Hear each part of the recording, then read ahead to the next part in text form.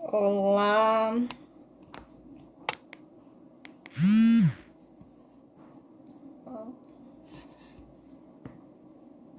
boa noite, pessoal, tudo bem? Bom, vamos esperar um pouquinho o pessoal entrar para a gente chamar a nossa convidada. Letícia já está aqui na live, vamos esperar mais algumas pessoas entrarem. E aí, oi Mari, oi Lê.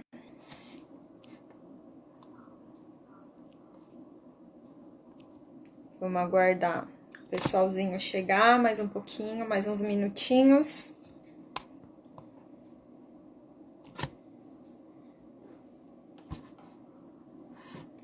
E aí, todo mundo congelando ou só eu que tô congelando nessa cidade, gente?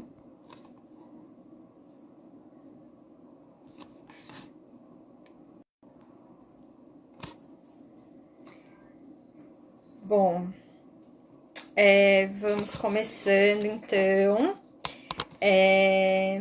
Boa noite, Ângela. Bom, então hoje a gente resolveu falar um pouquinho sobre os aspectos emocionais que influenciam durante o nosso tratamento, desde o momento da lesão até a reinserção do esporte. Porque o que acontece? Como fisioterapeuta, o que eu observo no consultório? A lesão ela é um evento, né, na nossa vida, então ela acarreta uma série de coisas, traz ansiedade, frustrações. Quando a gente leva isso para a prática esportiva, a gente tem mais algumas peculiaridades a serem observadas, né? E o nosso corpo todo ele é integrado, a gente não pode separar o corpo e a mente. Então, nada melhor do que falar desses aspectos emocionais com uma psicóloga. Vou chamar a Letícia, então, para a gente ir começando, para ela se apresentar. Introduzida antes de começar o tempo para vocês. Opa! Não estou conseguindo adicionar a Lê.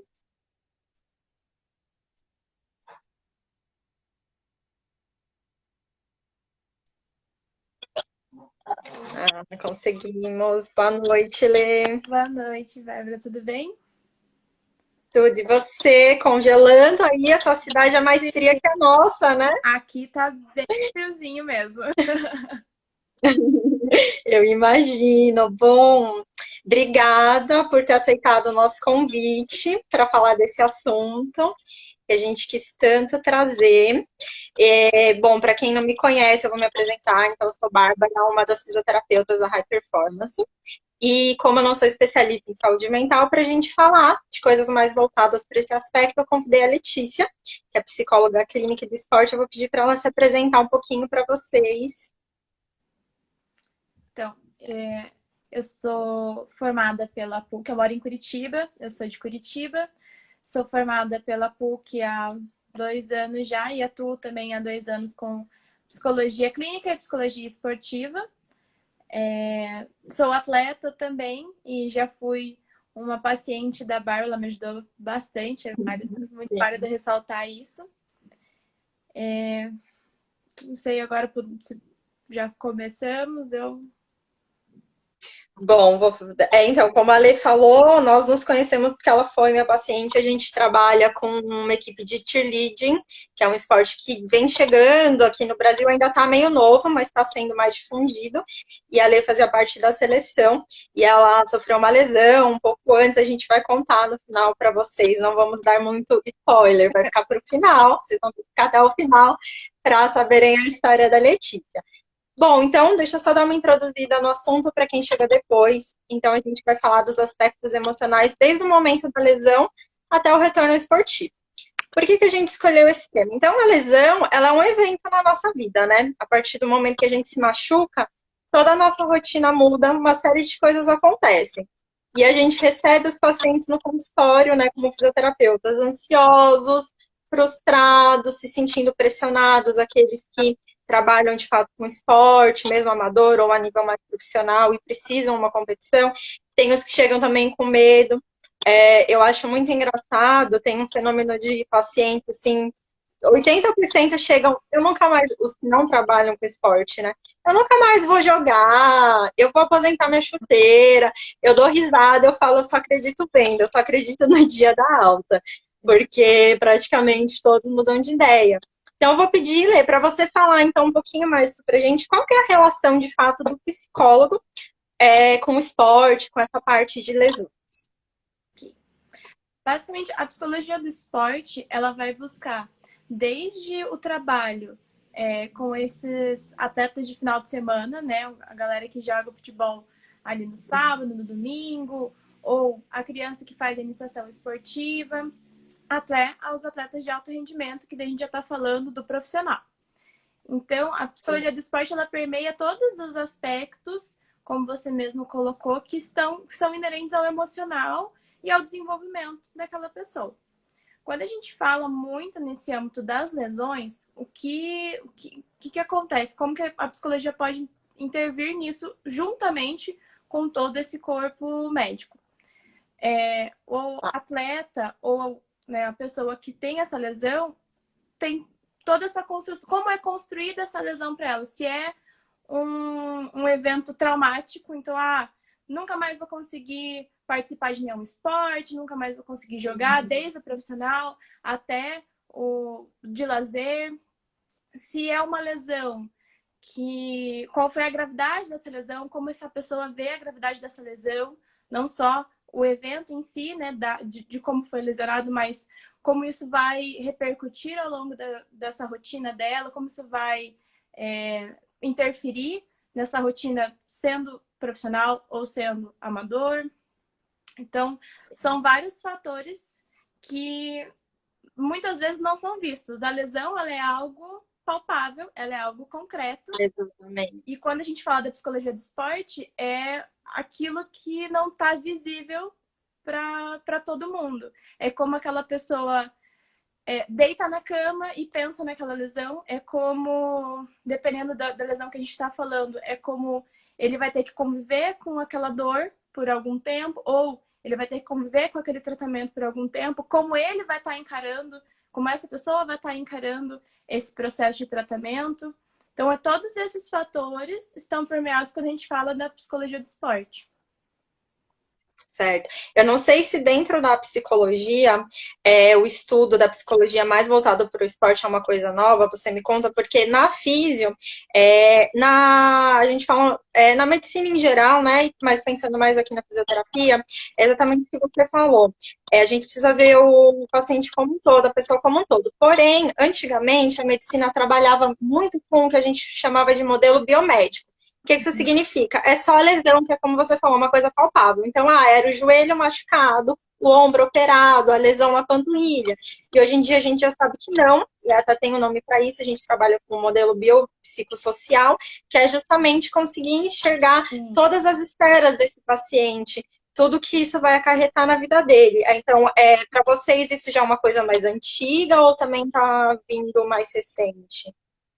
Dentro da psicologia no geral, não só na psicologia, né, na ramificação do esporte, mas dentro da psicologia no geral, a gente sempre trabalha com o ser humano como biopsicossocial e até há uns tempos atrás a gente começou a implementar o espiritual também, porque o ser humano é um todo, é toda a complexidade dele, não é só fragmentado como se tinha esse conceito há décadas atrás.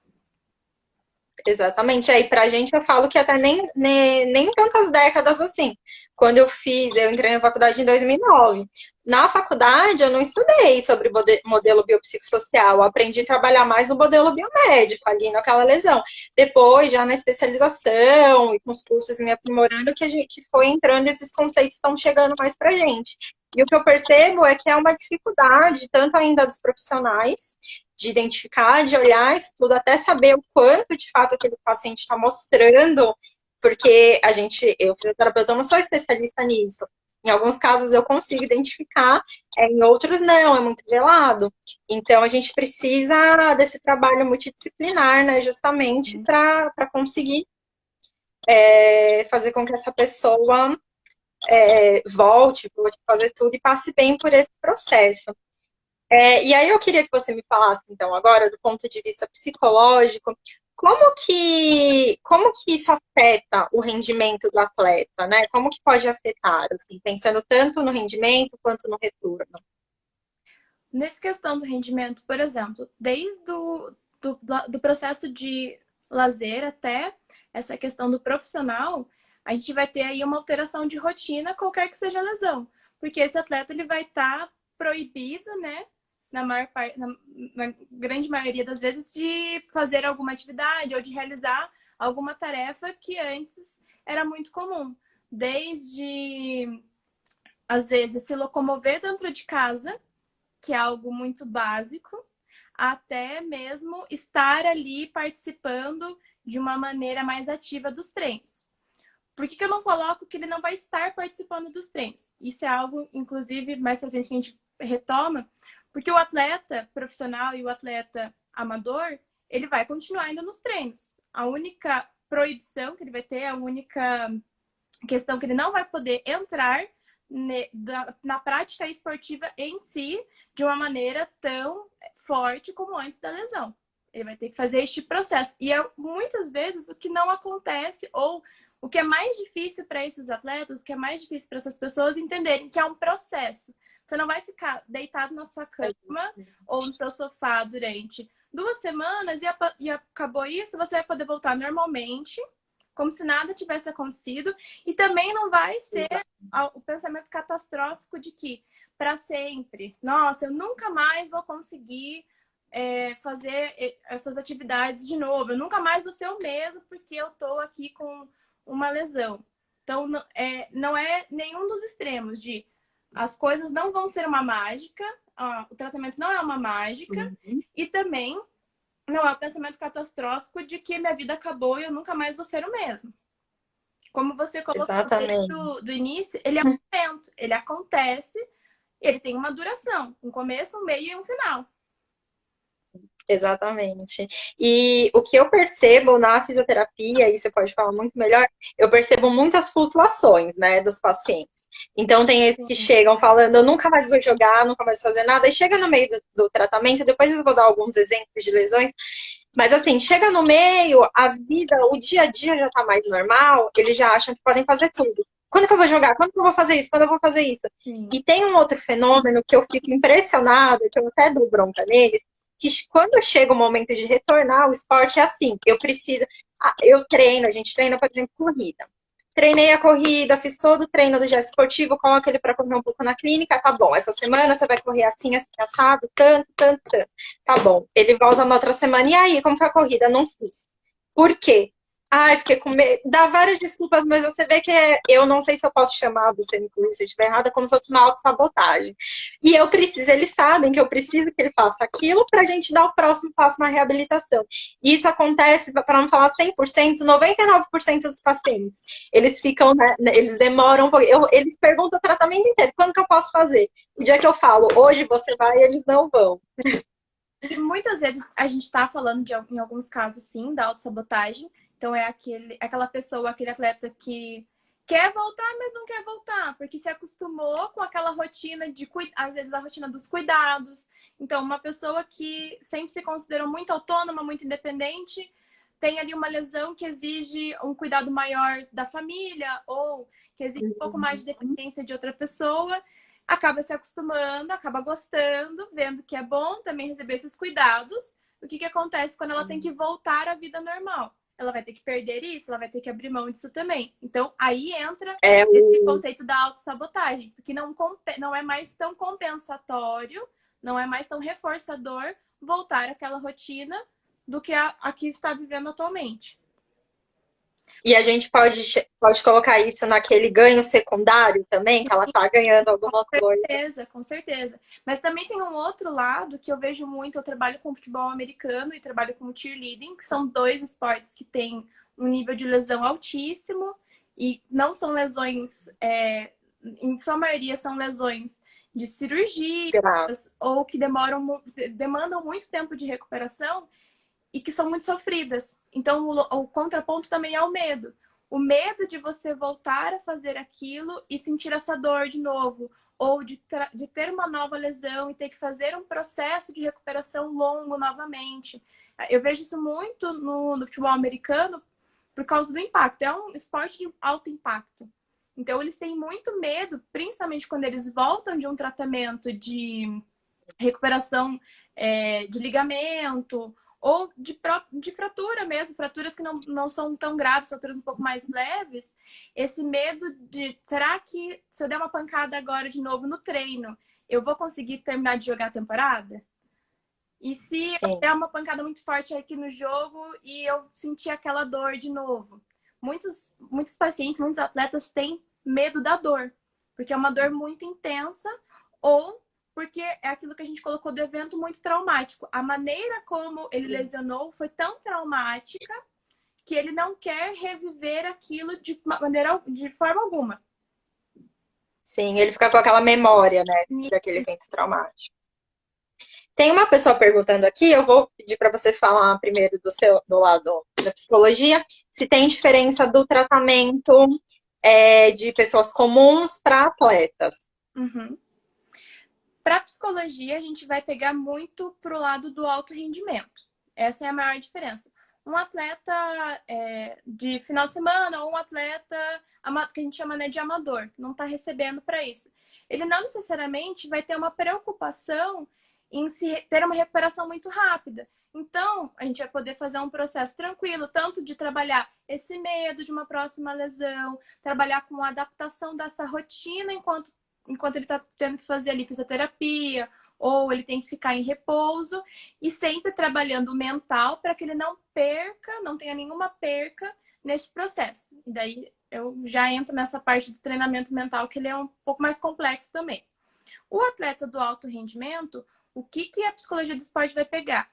Que ele busque o máximo de recuperação possível e busque o máximo de treinamento mental possível, não só acompanhando o tratamento, mas forçando que nos momentos em que ele, por exemplo, devia estar fazendo um treinamento físico, que ele não pode, ele vai estar fazendo esse treinamento físico mentalmente. Para quê? Para que o corpo dele não perca essa memória muscular de tudo que ele tem que estar fazendo. E daí, quando ele puder verdadeiramente voltar a fazer este processo de treinamento físico, de treinamento dentro da modalidade, ele já volte sem grandes perdas. Então, ele vai ter ainda esse processo de recuperação, porém, ele vai estar num nível não tão abaixo daquilo que ele parou, basicamente. Perfeito. Eu não sei se você pode falar um pouquinho do treinamento mental para a gente, ou se você vai falar mais para frente na live. Posso falar? Vai falar mais para frente? Qual que é a Pode falar um do treinamento mental?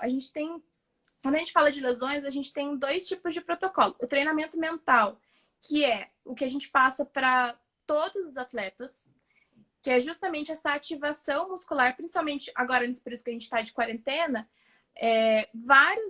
qualquer esporte coletivo não está podendo acontecer, você não está podendo ter o mesmo tipo de rendimento que você tem nos treinos presenciais. Então, o treinamento mental é justamente isso, é o jogador de futebol que fica mentalizando e visualizando e ativando todos os grupos musculares de um pênalti, de um passe, de uma marcação. O treinamento mental, por exemplo, quando a gente pega no futebol americano, desse contato, então do momento de contato, visualizar todo esse contato, visualizar uma jogada, visualizar como que vai estar o jogo, é você ter esse processo que é um processo de imaginação, mas não é só você ficar lá imaginando, é você ativando os teus grupos musculares, tendo essa memória neural, ativando sempre essa memória neural para que o seu corpo não perca aquilo que foi construído até o momento. Não é só ficar parado se imaginando, é ficar se imaginando e ativando todos os grupos musculares. Se você tem que ir para um passe, ativar ali os grupos grandes da coxa, mas você tem que também fazer uma força um pouco no abdômen, no quadril, você tem que estar com o seu quadril um pouco virado para a esquerda, o seu pé vai estar inclinado numa angulação X. É imaginar cada detalhe do que o seu corpo está fazendo no momento em que ele está realizando essa ação, mesmo não podendo realizar da maneira como você estava fazendo antes. Que legal. E você sabe que tem muitos estudos na área de fisioterapia também falando que quando você se concentra, a gente tem um fenômeno, por exemplo, cirurgias de joelho principalmente, que a gente chama de inibição artrogênica. O que isso significa? Se tiver alguém aqui que já machucou o joelho, ficou com o joelho inchado ou operou, sabe. Depois da cirurgia, a coxa parece uma gelatina. E você faz força, ela não ativa, é um processo fisiológico, proteção articular, pelo edema, enfim. Mas quanto mais você se concentra, a gente tem recursos também, eletroestimulação, outras coisas, mas quanto mais você se concentra no exercício e na contração, isso facilita para voltar essa ativação muscular. E mesmo quem não tá com essa inibição, mas enfim, tá num processo de reabilitação, quanto mais você se concentra no exercício que você está fazendo, maior é a ativação dessa musculatura. E eu falo para os pacientes, presta atenção no exercício, se concentra no exercício. E ativa mais a musculatura. Eles olham assim para mim com uma cara, eu vou pensar no meu músculo e vai ativar mais, falo, vai, pode confiar, é assim. E que legal que você está falando disso pra gente. E aí eu queria, bom, do ponto de vista, quem perguntou, né, se tem diferença de lesão, eu vou falar mais disso, vou até dar alguns exemplos mais para frente. Tem diferença, com certeza, de pessoas comuns que praticam atividade física de maneira recreativa, né? E de quem faz esporte, mesmo que seja amador e a nível competitivo, mesmo alto rendimento. Vai ter diferença para os três, do amador para o nível de alto rendimento um pouco menor, mas vai ter diferença também. E aí eu queria dar um exemplo aqui com a Lê, ainda falando dessa parte de como que interfere, né, no retorno ao esporte. Acho que todo mundo aqui vai lembrar da Copa de 2018, que o Neymar se machucou. O que aconteceu? Ele se machucou sozinho, ele teve um entorse de tornozelo sozinho, mais ou menos em fevereiro, faltava menos de 4 meses para a Copa, e ele teve uma fratura do quinto metatarso, que é até a lesão da Letícia. A gente vai dar um pouquinho de spoiler da lesão que eu tratei dela. E o que acontece? Ele teve uma fratura incompleta. O que é isso? Imaginem o osso como se ele fosse um cano, assim, como se tivesse duas paredes. A fratura acontece quando eu rompo de uma ponta a outra essas duas paredes. A fratura incompleta é quando eu rompo uma, mas a outra fica intacta. Então, na escala de fraturas, ela é a menos grave, tá? Só para vocês entenderem, assim, bem resumidamente. Essa fratura, basicamente, em pessoas comuns, ou mesmo atletas que não estão assim, nas caras de uma competição, ela é de tratamento conservador, ou seja, não é feita cirurgia. O médico imobiliza com aquela bota, o RoboFoot, por 6 semanas, o atleta vai fazer, como a Letícia estava falando da parte de psicologia, fisioterapia é a mesma coisa, ele vai fazer tudo que dá que não mexe aquele pé. Vai fazer prancha, se der para nadar com o braço, tudo que der para fazer com aquele pé imobilizado, ele vai fazer para manter aquele rendimento.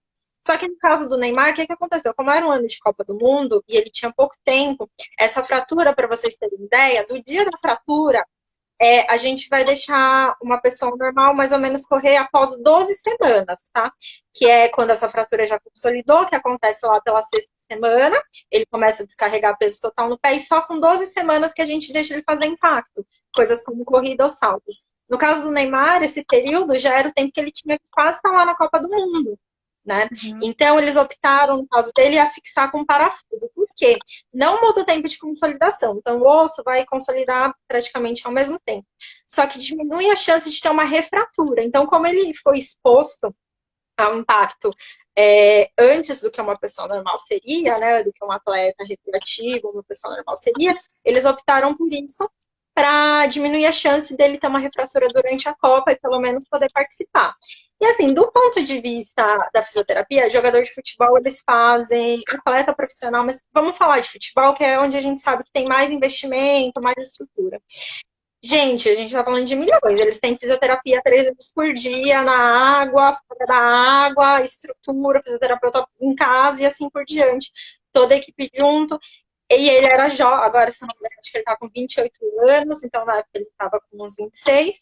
Do ponto de vista fisiológico, então, assim, fazendo todo esse preparo, ele não parou de fazer atividade.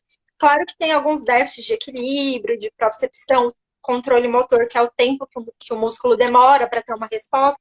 Isso vai acontecer, mas como ele era muito jovem, não foi uma lesão gravíssima, ao meu ver, do ponto de vista físico, o rendimento que todo mundo falou muito mal, né, não foi o melhor rendimento dele, não foi por essa questão física, Eu acho que foi mais até por uma questão psicológica. Eu queria saber se você vê da mesma maneira e quais fatores que você identifica para que podem ter atrapalhado esse rendimento dele.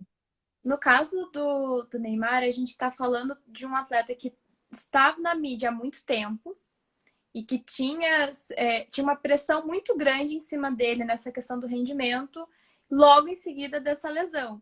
Então, foi toda uma especulação na época se ele iria jogar, se ele não iria, e que não ia dar certo, que estaria perdido, porque ele não ia conseguir jogar. Então, foi uma pressão muito grande em cima dele para que esse processo de recuperação acontecesse e fosse o mais rápido possível. Mas eu me questiono até que ponto foi trabalhado o medo desse retorno da lesão. Porque por mais que, do ponto fisiológico, né, ele não ia ter essa fratura novamente. Mas ainda assim, qual era o nível de dor dele? Como ele ficou frente a esse impacto? Porque o futebol ele tem alguns choques, ele tem alguns impactos. Então, como que foi trabalhado com ele esse processo de querer voltar para campo, não necessariamente sentindo muita dor, porém, ele ia ter que lidar com a possibilidade do impacto. Isso não ia causar uma nova fratura, mas ia poder causar dor. Então, tem esse fator que a gente já falou no medo. O medo do novo impacto. E o medo, ele nem sempre é consciente, não é de algo que você sabe que vai acontecer. É algo que você sabe que pode não acontecer, mas mesmo assim ele existe.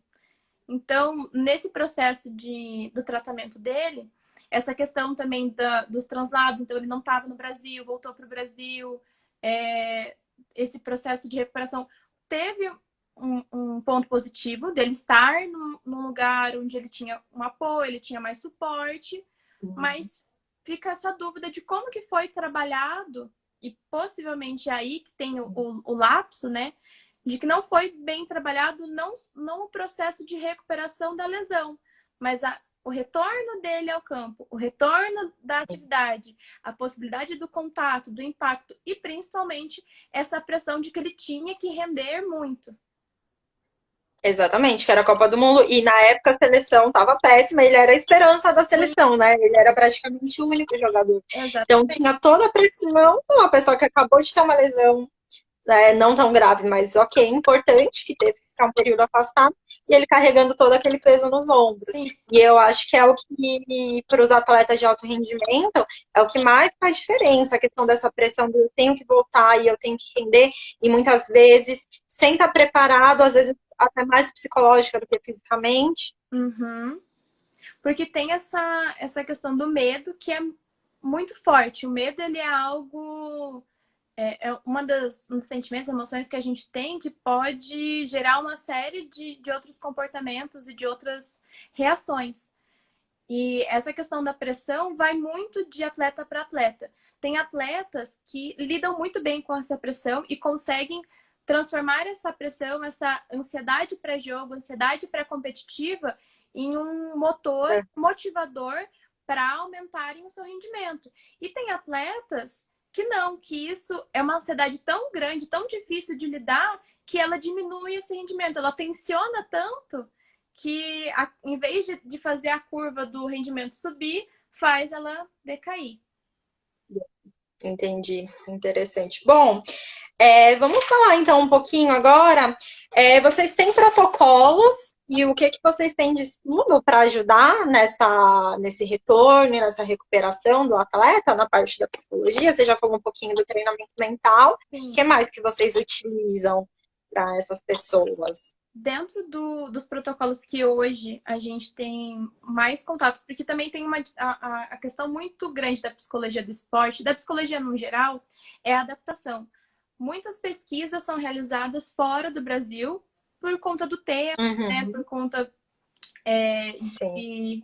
de pesquisa, exatamente. Então, aqui no Brasil a gente tenta adaptar e tenta traduzir e fidelizar o máximo possível aquilo que a gente vai encontrando relacionado à psicologia do esporte. Hoje, o que eu, né, Letícia, uso mais com os meus atletas é o protocolo G2, que foi um protocolo desenvolvido por um professor meu da faculdade, o Gilberto Gärtner. Ele caminha muito próximo ao treinamento mental. qual que é a ideia do protocolo G2? É ativar esse processo de recuperação que é natural do corpo. Então, você vai fazer todo um processo de visualização, né? Tem todo um passo a passo que a gente faz com o atleta, presencialmente, pegando as fotos da lesão, ou se tem o raio-x, a gente pega aquele raio-x da lesão e vai fazendo todo um processo de visualização para ativar esse processo de recuperação. A gente até fala, quando a gente está, por exemplo, com um roxo, quando a gente faz algum machucado, quando bate em algum lugar, ele vai tendo uma coloração mais roxa, depois ele vai amarelando até esverdeando. Normalmente a gente pega, então, essa ideia, né, de que o seu corpo ele tem um poder regenerativo muito grande para trazer para o atleta isso. Não é só ficar imaginando a sua fratura ou o seu ligamento recuperando. É você ativando aquilo que já tem no seu corpo. Ele já tem ele já sabe essa capacidade. Isso, ele já sabe o que ele tem que fazer. Você vai estar só estimulando, dando mais estímulos para que essa recuperação seja o mais rápida possível. Esse protocolo, se eu não me engano, ele já foi usado com atletas da Seleção Brasileira de Vôlei masculino. Que legal. No processo de Olimpíadas, das últimas Olimpíadas.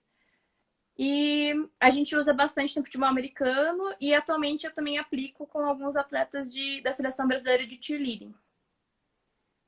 E vocês têm um trabalho também de prevenção dentro da psicologia para esses atletas?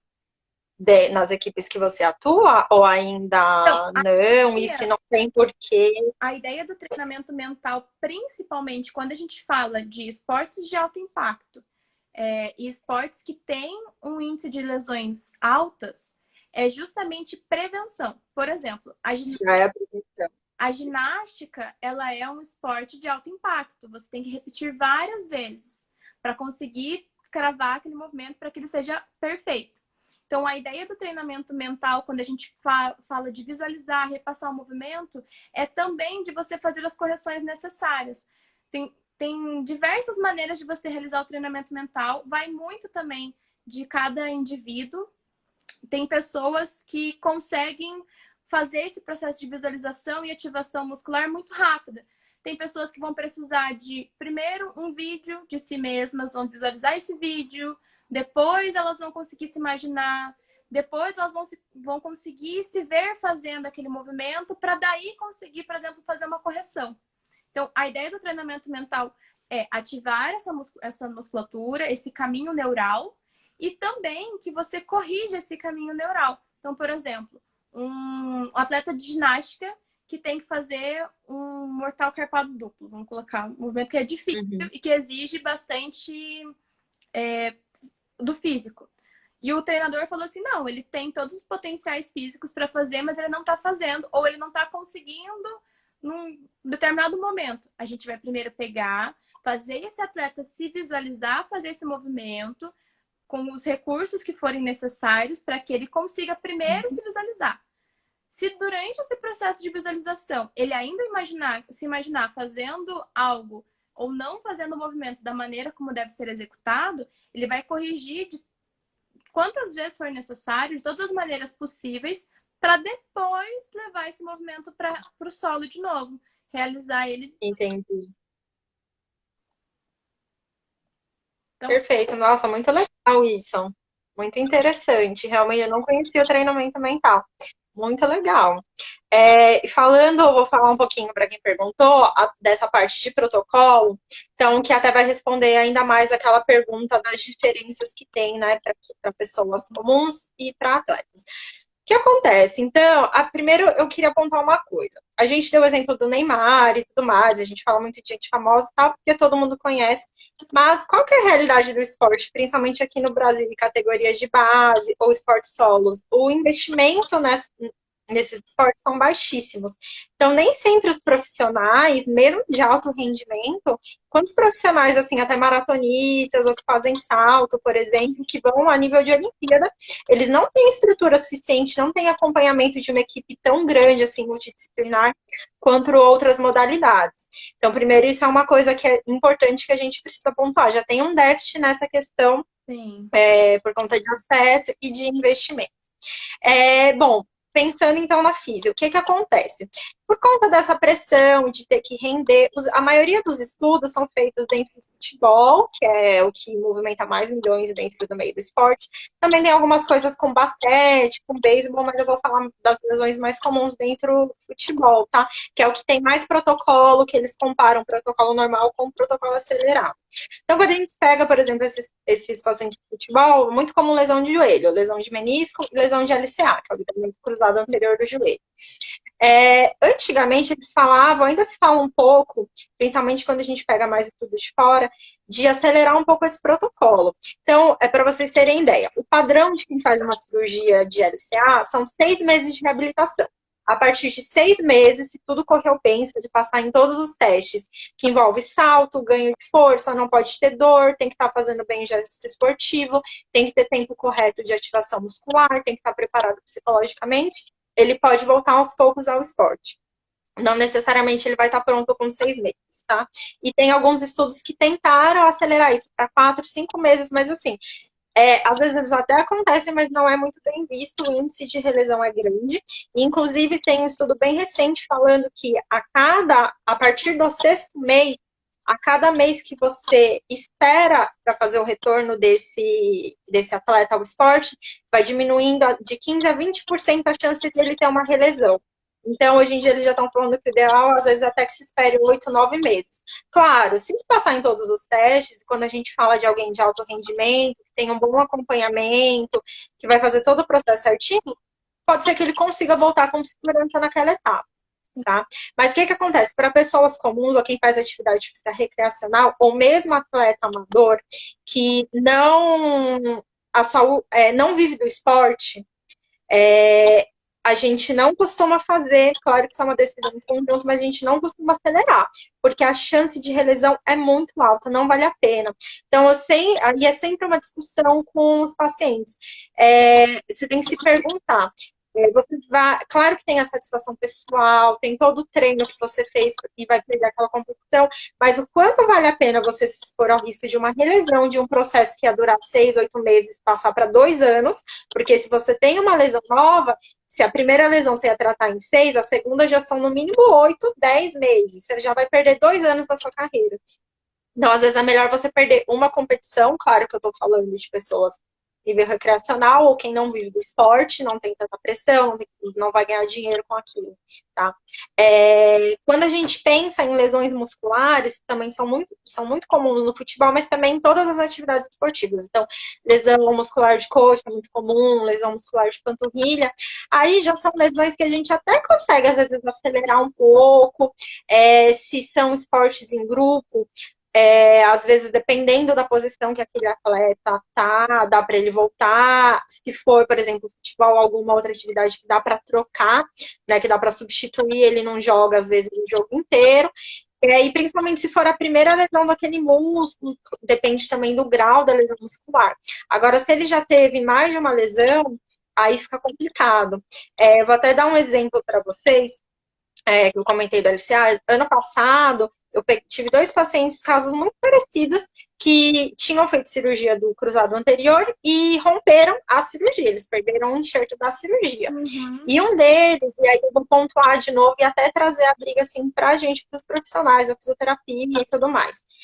Foi a história seguinte: ele rompeu jogando futebol, ele fazia nível amador, competia um pouco, mas não vivia daquilo. E ele não passou no médico do esporte, na época da primeira lesão ele também não tinha tanto acesso a médicos melhores, não passou no médico do esporte, fez a cirurgia, ok? E ele foi fazer a fisio, e assim, deram um pedido para ele de, sei lá, vai fazer 30 sessões, que primeiro isso já não existe, gente. Número de sessões, você vai fazer o quanto você precisar, ponto. O dia que você estiver bom. Tire essa coisa de número de sessões. E ele foi lá fazer, coitado, me explicaram direito o que ele tinha que fazer, ele fez mais ou menos uns 3 meses, dura 6 meses a reabilitação, fez 3. 3 meses a gente tá na metade. 3 meses a gente não pode fazer um monte de coisa. E aí teve alta, porque nem o médico, nem o fisioterapeuta explicou para ele como funcionava o processo de reabilitação. Para vocês terem ideia, isso para todas as lesões. Primeiro eu vou tirar a dor e devolver o movimento para essa pessoa. Já vai começar a fazer algum exercício de grupos musculares que não envolvam a região da lesão.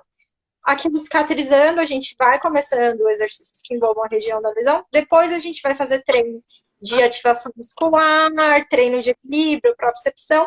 Depois eu vou treinar o gesto esportivo. Por último, eu vou colocar esse atleta no esporte e fazendo isso, ele vai sendo inserido aos poucos. Ninguém explicou que ele ia ter que passar por todas essas etapas.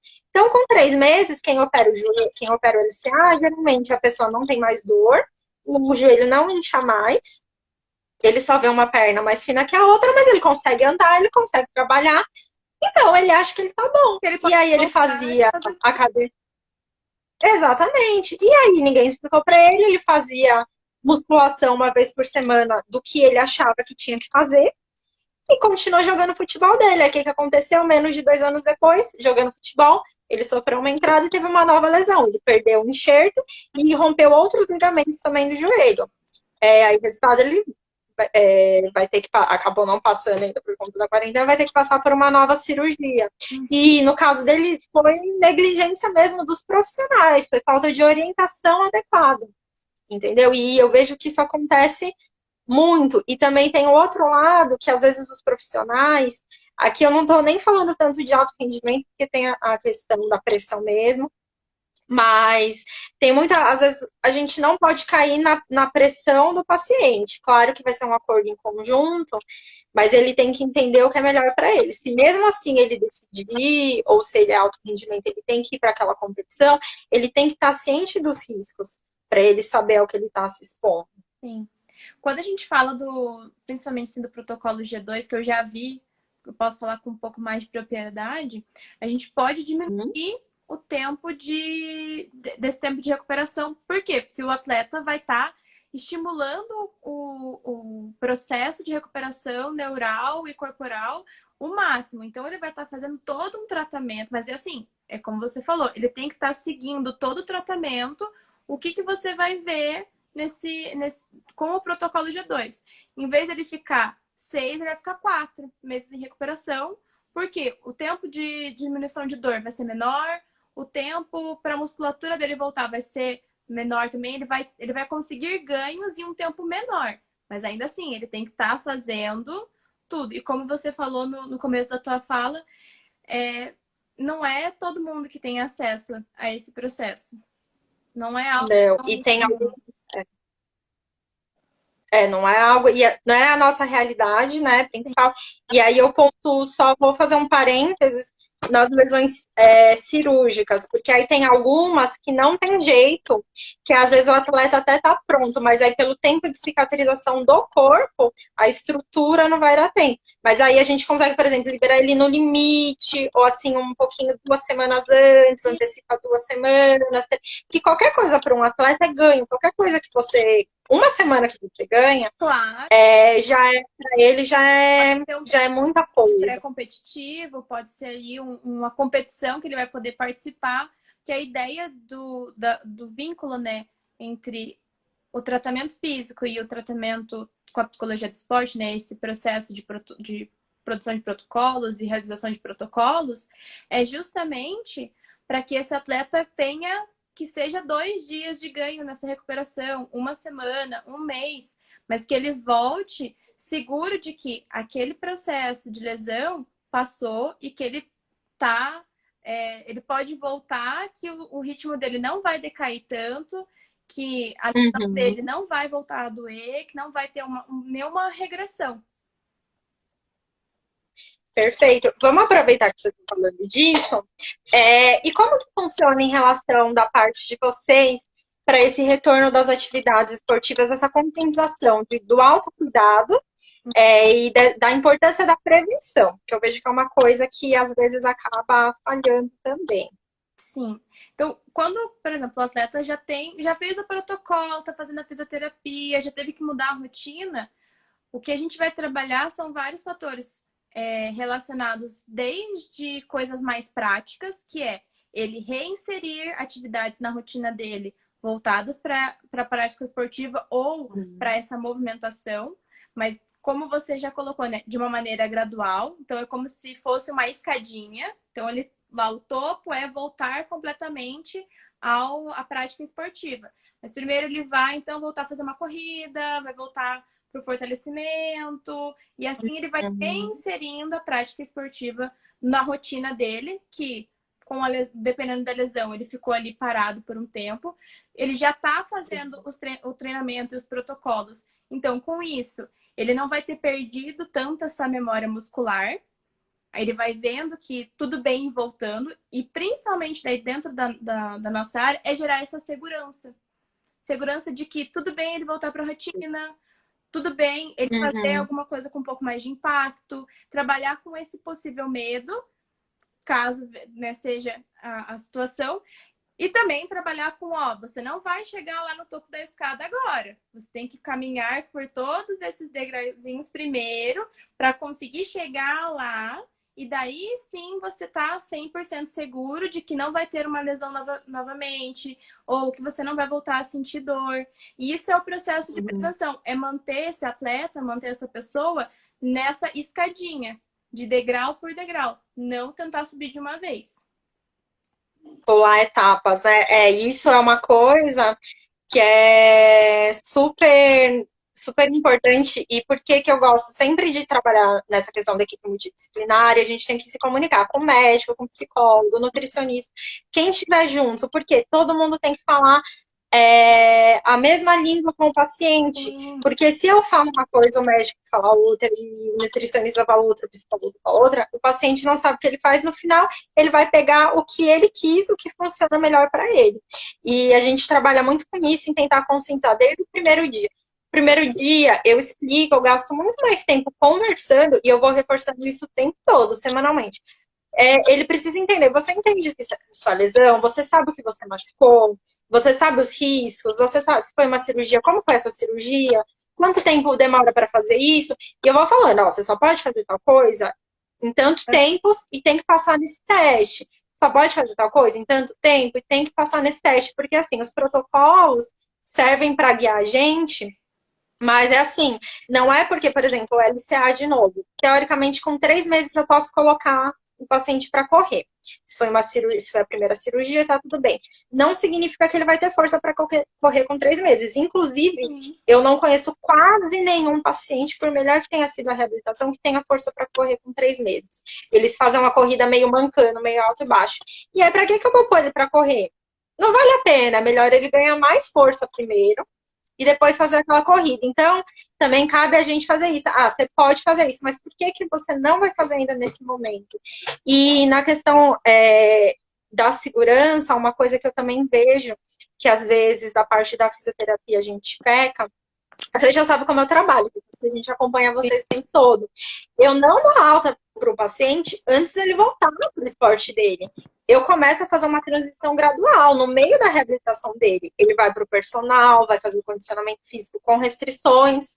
Eu vou falando com eles, ele está liberado para fazer isso, ainda não pode fazer isso, tal ângulo, tal coisa, porque isso também já vai fazer ele ganhando confiança e mais força.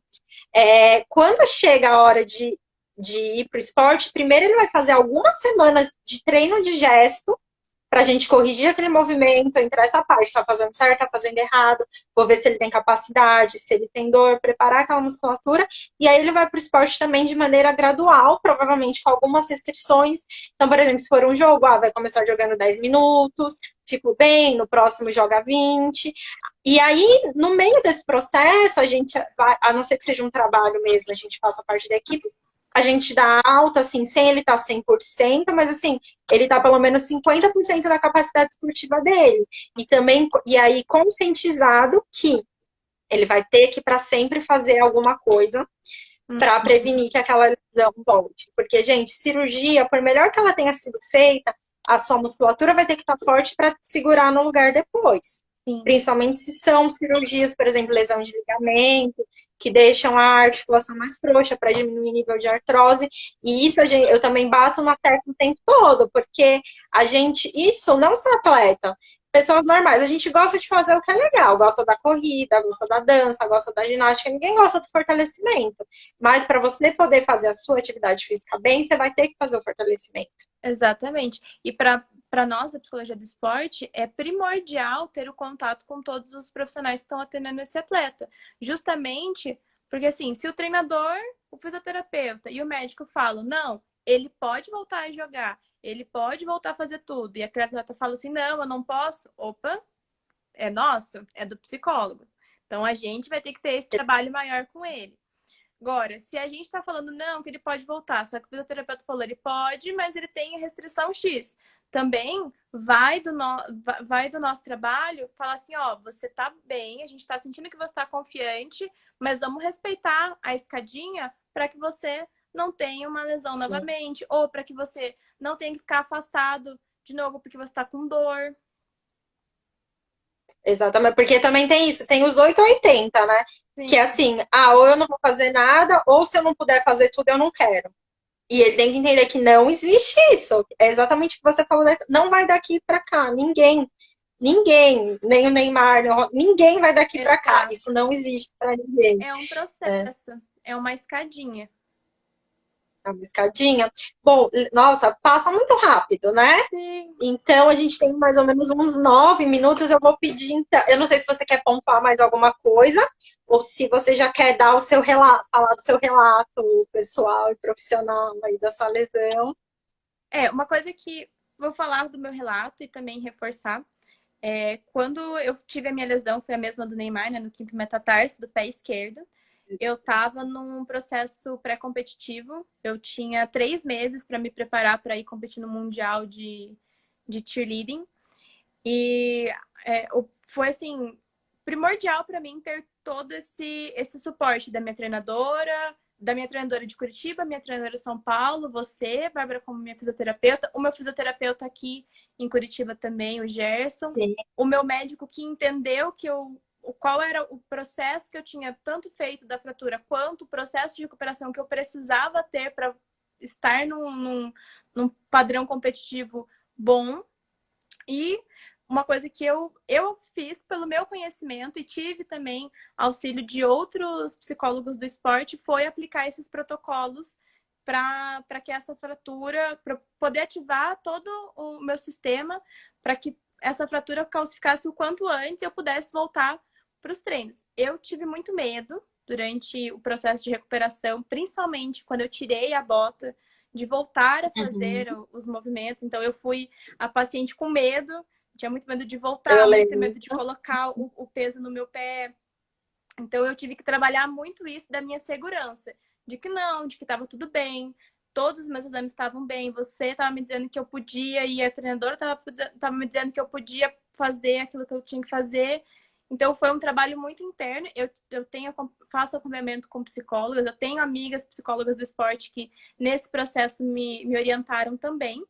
E o que eu quero frisar é muito isso, que por mais que a gente está falando hoje dos protocolos, ou você conhece alguém, para mim foi muito importante ter este auxílio de fora, mesmo eu sabendo qual era o protocolo que eu tinha que fazer, mesmo eu sabendo qual era o processo que eu tinha que seguir, ter alguém ali auxiliando e aplicando isso comigo, alguém que fosse capacitado disso. Muitas vezes a gente imagina assim, psicologia de esporte, eu vou fazer ali um curso, ou eu vou ver um pouco mais esse protocolo na internet, eu vou aprender.